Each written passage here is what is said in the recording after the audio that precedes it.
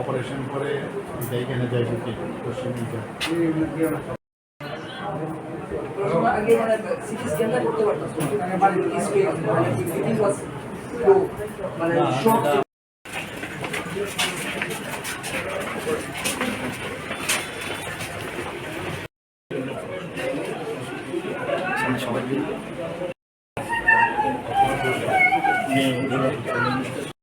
প্রবীর চক্রবর্তী এবং ওনাদের ফ্যামিলির সাথে আমার অনেক আগের থেকে আমার পরিচয়। চেম্বারও যেতেন, পেশেন্ট হিসাবেও গেছেন, ওনার ফ্যামিলির সবাই আসতেন।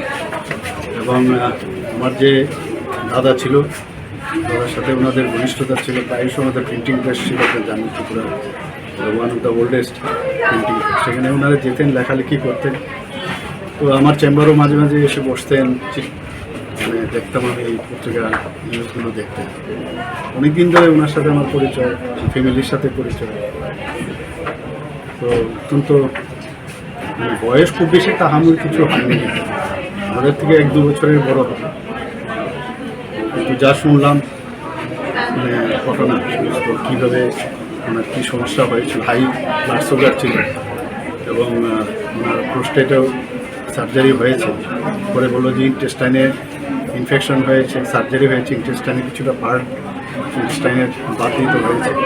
আইএলএসে ওনার শেষ নিঃশ্বাস নিতে হয়েছে। তো সত্যিই খারাপ লাগছে আজকে, বুঝতেই পারছি। ঈশ্বরের কাছে প্রার্থনা করি যেখানেই যাক আত্মার সদ্গতি কামনা করি এবং পরিবার পরিজনদের প্রতি আমার সব বেদনা। Thank you.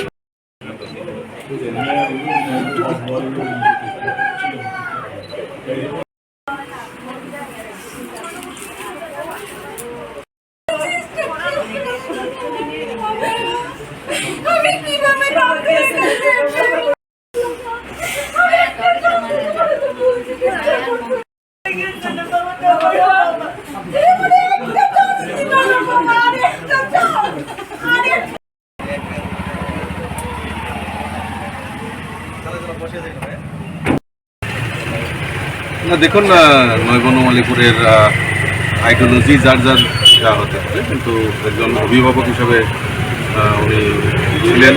এলাকার মানুষের জন্য উনিও কাজ করেছেন। এই প্রয়াণে খুবই মর্মাহত। ওনার আত্মার সদ্গতি কামনা করছি এবং পরিবারের প্রতি আমি সমবেদনা জ্ঞাপন করছি। এলাকাবাসী হিসাবে এবং একজন রাজনৈতিক ব্যক্তিত্ব ছিলেন। বিভিন্ন সময়ে বিভিন্নভাবে উনি দায়িত্ব পালন করেছেন এবং মানুষের জন্য কাজ করেছেন। কাজেই এলাকার মানুষ হিসেবে, এলাকার গার্জেন হিসেবে আমি ওনাকে ওনার শেষকৃত্যে অংশগ্রহণ করার জন্য আমি এখানে আছি। Thank you.